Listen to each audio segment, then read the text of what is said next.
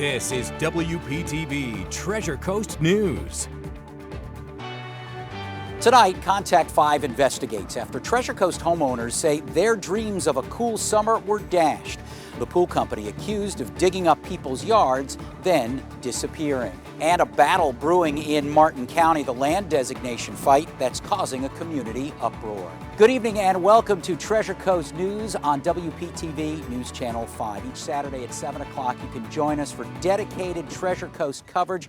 We are covering the stories and issues that impact you from Stuart north to Sebastian. Tonight we are here in front of the St. Lucie County Fire District, and coming up a little bit later in the show, I'll tell you how these first responders are impacting fellow first responders half a world away. But first tonight, the mystery continues. Where is the pool company in Stuart that dug holes in homeowners' backyards, took thousands in payments, and never finished the job? Pro Pool Builders has more than 30 different complaints right now in different counties. WPTV's Contact 5 consumer investigator Jessica Bruno tried to track down the owners. There's no one here at the Pro Pool's office. The doors are locked, the lights are off, leaving many customers out thousands and thousands of dollars, wondering if their pools will ever be finished. We just need to stop them from continuing to do this. Stephen Ferreira is standing in what was supposed to be a beautiful pool behind his Fort Pierce home. Their fraud is very clear. He's talking about Pro Pool Builders. He and his wife Jessica hired the company almost a year ago. It came and went, and now we have a hole. The Ferreiras gave them almost $9 grand when they first signed the contract months ago, and then another $29,000 for the first installment in early April, hoping to see this finished product by June. They dug the hole, and I said, what is the next, step? He said that a steel guy would be out in the next couple days. Days went by and no one showed up. And when Ferreira went to the address in Stuart, listed on his paperwork, turns up it's a t-shirt company. I walk inside, I ask them, I show them the contract, I said, what is this?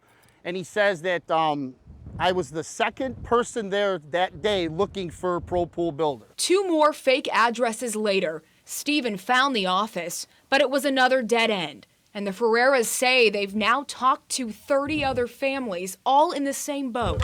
We did give them $50,000, and we haven't seen them since. Anne Marie and Anthony Brorin's Port St. Lucie backyard has looked like this for a month now. There's all kinds of rumors that they've skipped town.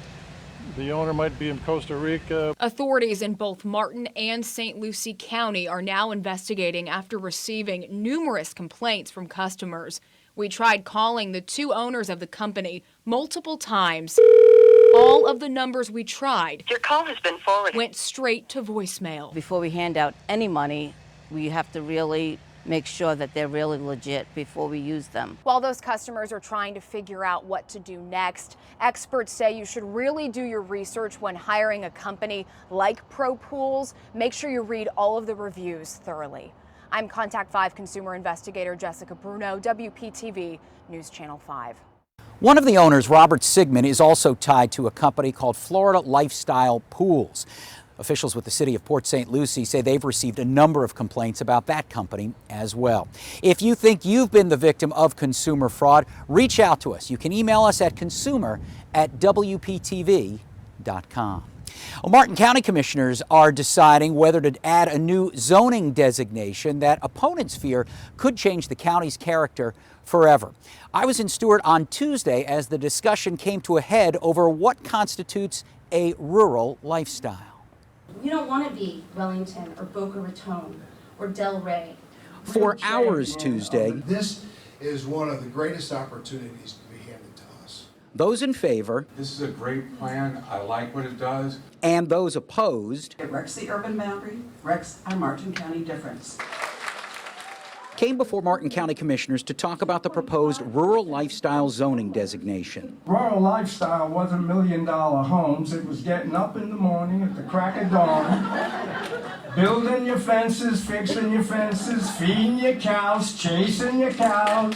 The first property that would fall under the new rules would be this site west of Hobe Sound, where world-renowned golf course designer Tom Fazio would build on what would be known as Atlantic Fields. You're not going to find a better company, a better developer, a better group. It's not a developer who's here and gone. 317 multi-million-dollar homes are proposed for this 1,500-acre property, where 70% of the land would be left untouched. The developer said that beyond the potential $20 million in annual tax revenue, an equestrian facility would be donated to Atlantic Ridge State Park to provide more public access. Wetlands would be restored, and the family's 800-acre tree farm would be put into a permanent agricultural easement. I don't know where we go from here. While commissioners appeared to be in favor of this particular project, there was a reluctance to proceed with an entirely new zoning designation for the county. After 7 hours, the commissioners could not make a final decision. They just decided to table the proposed zoning designation. In the end, the applicant will have to decide whether to bring the project forward again. And weather-wise, we're looking pretty good. Here's a live look from Jonathan Dickinson State Park in Hobe Sound, and you can see the sun beaming through those clouds and sunset in just about a half hour or so from right now. Well, the big story this weekend has been the winds, and the closer you are to the coast, to the beaches, is where we are finding those windier conditions. Right now, sustained winds anywhere from 12 to 14 miles per hour along the coast, inland a little less, 8-mile-per-hour winds in Okeechobee, and we have seen wind gusts upwards of 25 miles throughout the day. We're pretty much quiet on radar. We see a little tiny shower there in Brevard County between Sebastian Inlet and Melbourne, but right now looking good. Indian River, St. Lucie, Okeechobee, and Martin County, you are dry. Current temperatures very comfortable tonight in the mid-70s, 76 for Vero Beach, 76 Port St. Lucie, and 77 degrees in Okeechobee, and we're really not going to cool off much over the next few hours with those beach breezes keeping us very mild through all the way through 1 a.m. We're in the 70s, 73 degrees with overnight lows in the upper 60s to near 70. I'll be back in just a few minutes with what you can expect for your Sunday. Moving into real estate now, and it's no surprise, home costs are skyrocketing on the Treasure Coast, and Martin County seeing an explosion when it comes to that. The county has leapfrogged Palm Beach County for the highest home prices in our area. According to the local realtors associations, they're showing median prices in Martin County around $555,000. That's higher than Palm Beach County. Prices in St. Lucie County coming in around $370,000. But all counties in South Florida are seeing high prices over last year because of the consistent demand and low inventory. St. Lucie County residents, do you have a question about a court date or maybe a passport? Ask Sam. SAM stands for St. Lucie Automated Messenger, and it just came online through the County Clerk and Controller's Office. SAM uses artificial intelligence to learn as you ask it more questions.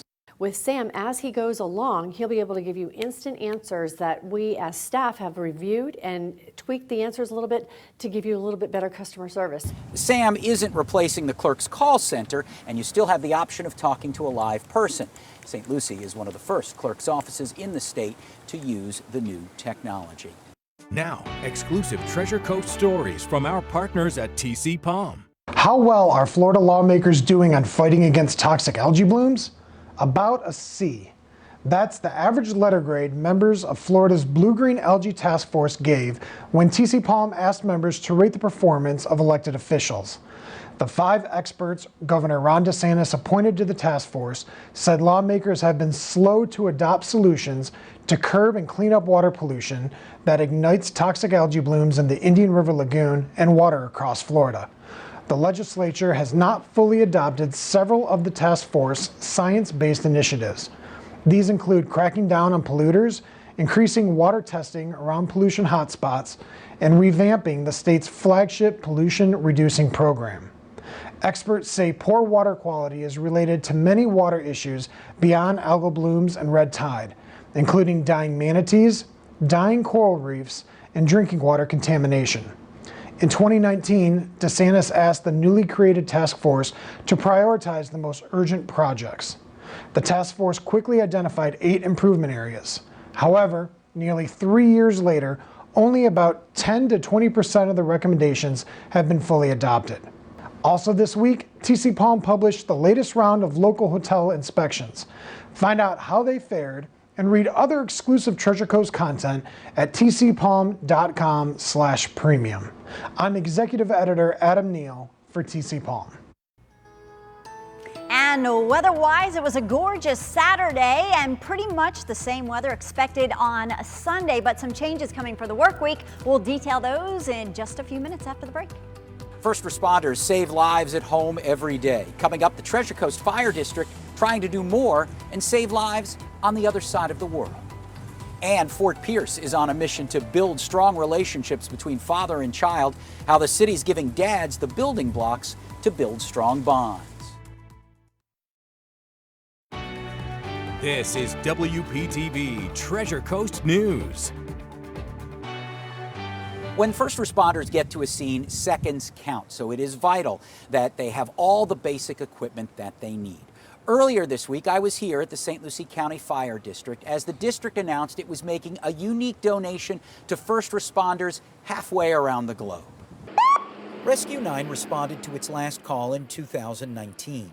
We had 2 trucks over on our barrier island. This is one of the 2. But it's about to go back into service almost 5,000 miles away. There are communities around the world that have desperate needs. Wednesday, the St. Lucie County Fire District donated Rescue 9 to the African nation of Liberia. This is basically a hospital on wheels. Jerome Gaiman grew up in Liberia and came to the U.S. as a young adult. His role involves building connections here to help his homeland. Our job is to tap into education, healthcare, and things that would build our public policy institutions.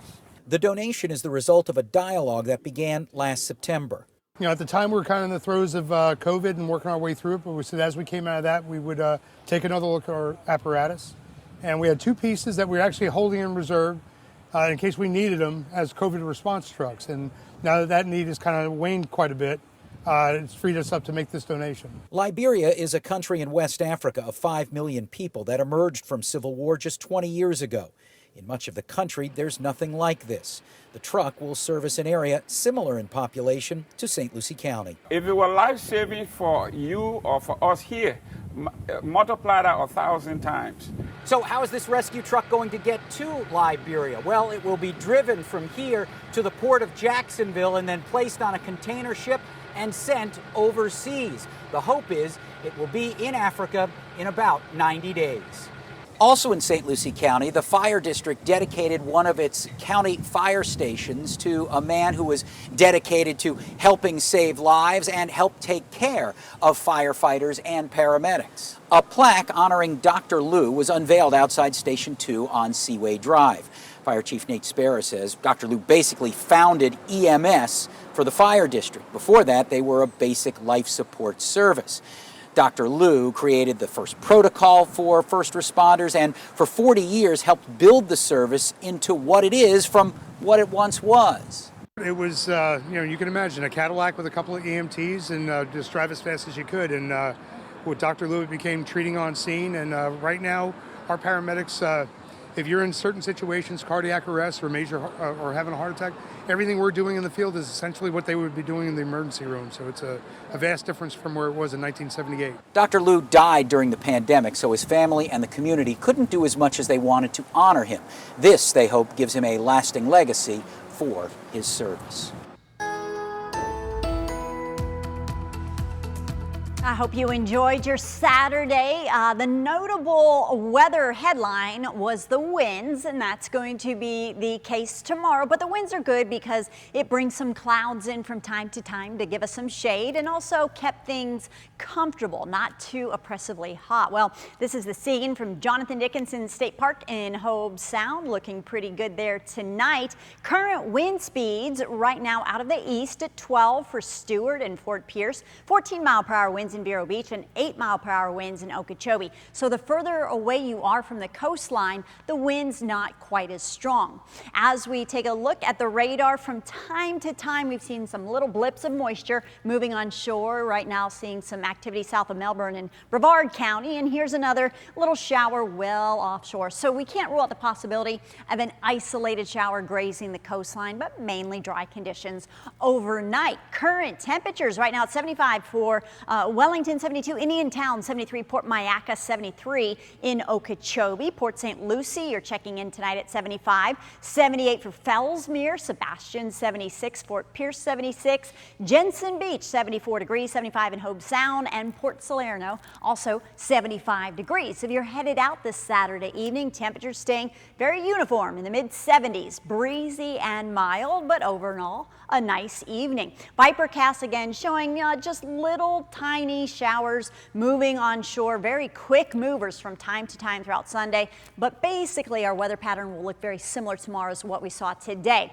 In fact, Monday and Tuesday look very nice too. Now by Wednesday, more moisture moves through as a front nears the area. Doesn't do much to cool us down, but it will give us a better chance of some showers Wednesday into the beginning of Thursday. For tonight, partly cloudy, 70 degrees, staying breezy. Then tomorrow on Sunday, 81. Windy with winds out of the east at 20. Small craft advisory still in effect for the local water seas around 3 to 6 feet. And here is your 7-day forecast. High temperatures in the mid-80s. Monday and Tuesday, relatively dry, but it's Wednesday. Our chances go up to 30%, which includes a few storms. And then Sunfest, a chance of showers each day, but highs in the low to mid-80s. Strong communities often start with strong families. In Fort Pierce, fathers are coming together in a unique way to be there for their children. Our Megan McRoberts reports. Underneath fluorescent lights, on an old gym floor, men young and old share a love of this game. Burning off the stress of the day, but really, the idea is to help burn off stress at home. At the end of the day, it's not just about basketball. John Caesar with the Children's Services Council bringing all of these men together after he got an idea. Your words carry a lot of weight. Give men who sign up 2 hours of free time to play in the AC. Did you bring some of your fears over into parenthood? All for just 1 hour of sitting and listening. It's different when you parent daughters when you parent sons. To ways they can be the best dads possible. Have those discussions and create a safe space for the guys to talk and share. The program is called More Than a Game. As myself, as a young father, I have 2 kids, a 5-year-old and a 1-year-old. I didn't have a father in my life, so for me it was personal. So he knows the tips, the lessons shared here in a 10-week program go a long way. Over the course of 10 weeks, they'll touch on tough topics like fathering without the use of drugs and violence and alcohol, but they'll also talk about how to enjoy quality time together. It's for the fathers and father figures.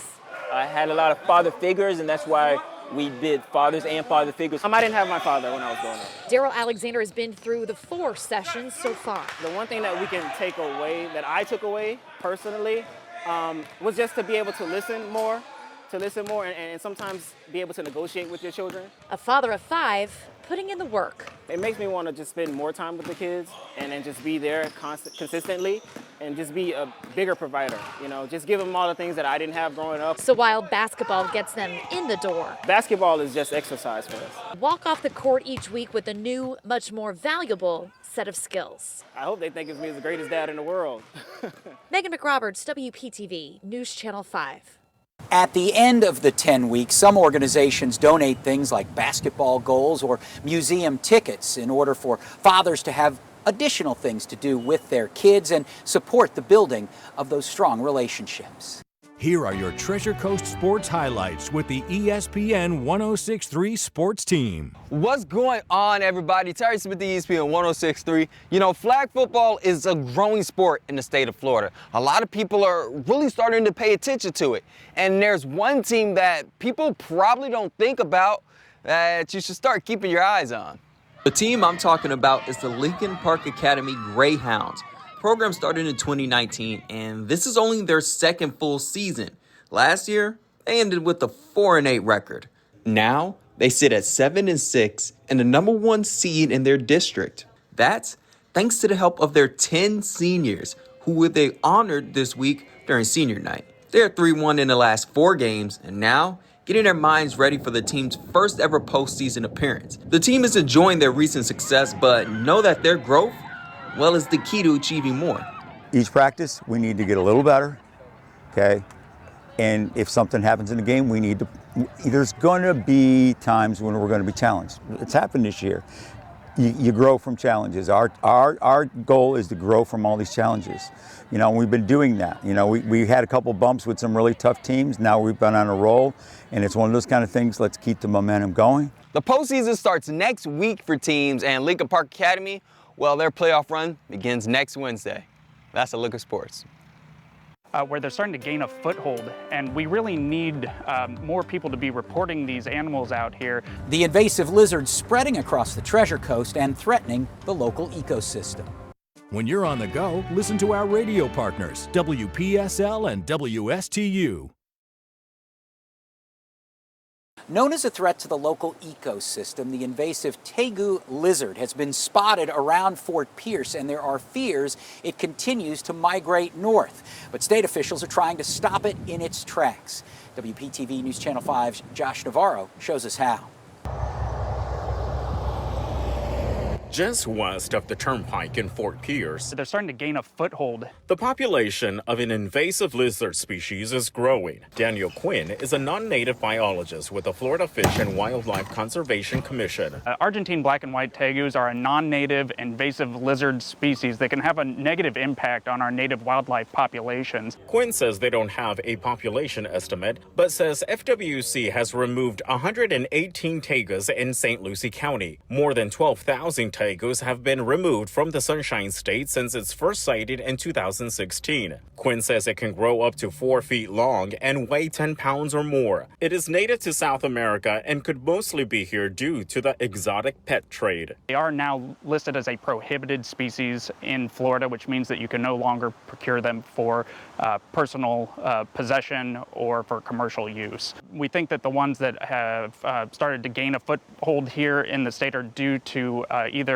purposeful releases or accidental escapes. FWC says this tegu is a threat to the local native ecosystem and to endangered species. They've been documented consuming baby gopher tortoises, and gopher tortoises are a threatened species in the state, and so they're having an impact on a species that's already been greatly impacted and that a lot of conservation efforts are underway for. Quinn says tegus are cold tolerant and could possibly survive living in other parts of Florida. He says there's already a population documented by the Georgia Department of Natural Resources. The FWC put these door hangers on people's homes, letting them know if they do see a tegu to take a picture, note the location, and to give their exotic species hotline a call. That number is 1-888-483-4681. In Fort Pierce, I'm Josh Navarro, WPTV News Channel 5. It took a team effort, but some Martin County first responders were able to save a cat that had been trapped since Easter Sunday. A family noticed their neighbor's cat got stuck inside their boat. It took a team from Martin County Animal Control and Martin County Fire Rescue to free that cat. The group had to cut 8 holes in the boat before that cat could get loose, and he appeared to be just fine. The Stewart Police Department's teamed up with the Humane Society of the Treasure Coast to feature an adoptable dog every month. This month's pup is Montana, an 8-year-old American Pit Bull Terrier. If you'd like to adopt Montana or any of the shelter pets, you can visit the Humane Society of the Treasure Coast in Palm City. That's all for Treasure Coast News. Thanks so much for joining us from outside the St. Lucie County Fire District headquarters in Port St. Lucie. Join us again next Saturday night at 7 o'clock from a new location that highlights the diversity of the Treasure Coast. And if you always want to see what's going on in your neighborhood, you can go to WPTV.com and click on the Treasure Coast link at the top of the homepage. Thanks again for tuning in. Have a great rest of your weekend, and we'll see you next week.